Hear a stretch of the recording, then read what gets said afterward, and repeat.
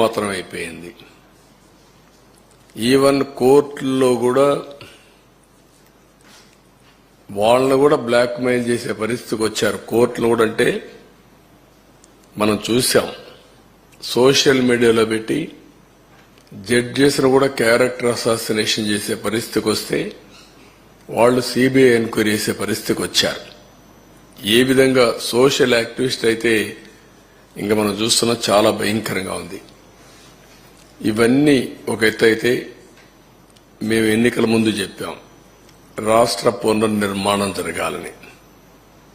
దానికి మేమందరం కష్టపడి పనిచేస్తామని చెప్పాం.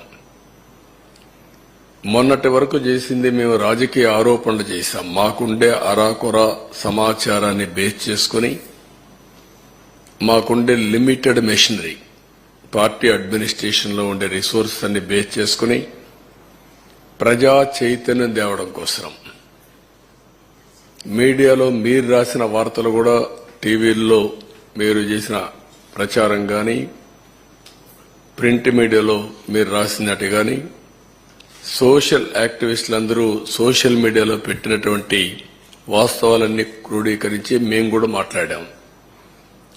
అవన్నీ ఈరోజు ప్రభుత్వానికి వచ్చిన తర్వాత రెండు కూడా టాలీ చేసుకుని, ఇంకా మిస్సింగ్ లింక్స్ ఉంటాయి అవన్నీ కూడా ఎస్టాబ్లిష్ చేసి, వాస్తవ పరిస్థితుల్ని ప్రజలకు తెలియజేసి, వాళ్ళ సజెషన్స్ కూడా తీసుకొని,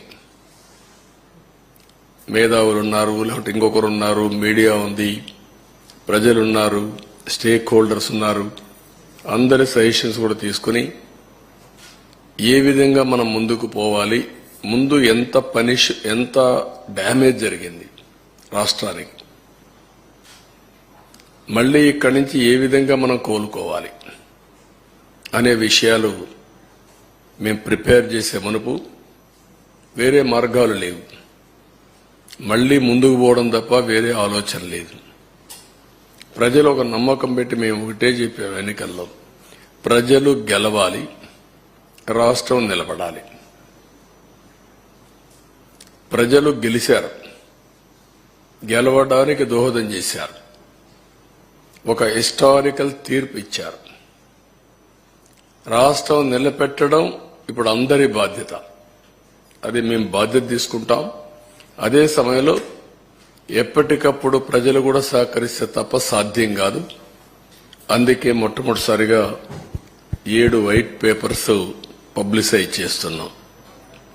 సమయం కూడా తక్కువ ఉంది.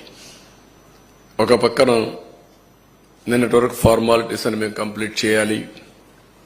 అది అయిన తర్వాత కేంద్రంలో బడ్జెట్ పెడుతున్నారు, ఇక్కడ బడ్జెట్ పెట్టాలి.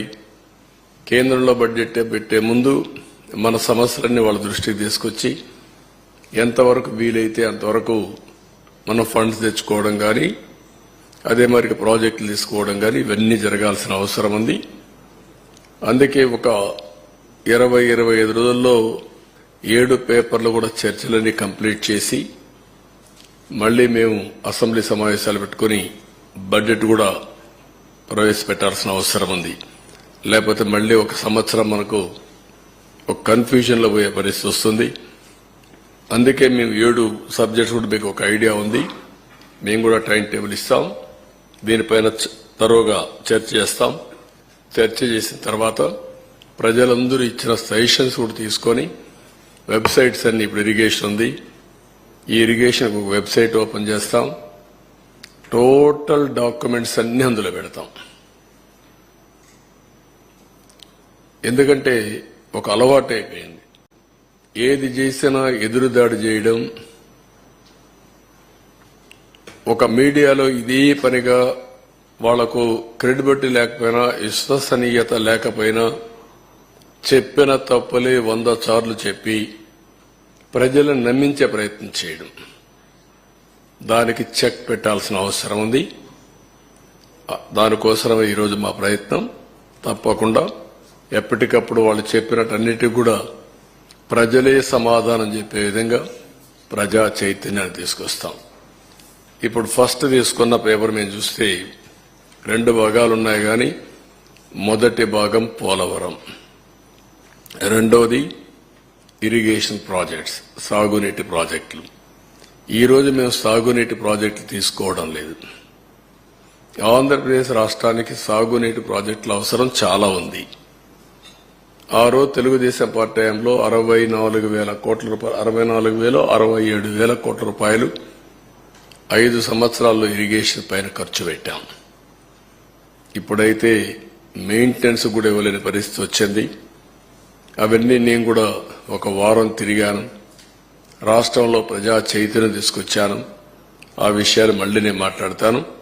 ఈ రోజు ప్రధానంగా పోలవరం ప్రాజెక్టు గురించి మనం టేకప్ చేస్తున్నాం. ఇప్పుడు మీరు ఒకసారి చూస్తే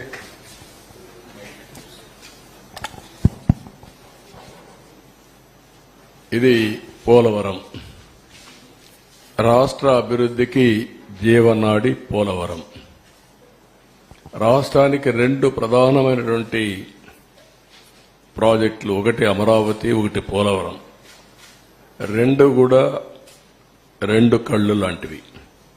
ఈ 2 ప్రాజెక్టులు గాని మనం పూర్తి చేసుకుంటే విభజనలో జరిగిన అన్యాయాన్ని గాని మనం ఏ విధంగా నష్టపోయామో ఆ నష్టాన్ని పూడ్చుకునే అవకాశం ఉంటుంది. పోలవరం ప్రాజెక్టు కూడా విభజన చట్టంలో నేషనల్ ప్రాజెక్టు చేసి కేంద్రం నిధులు ఇవ్వడానికి ముందుకు వచ్చినటువంటి ప్రాజెక్టు ఇది. నదుల అనుసంధానానికి గుండె పోలవరం.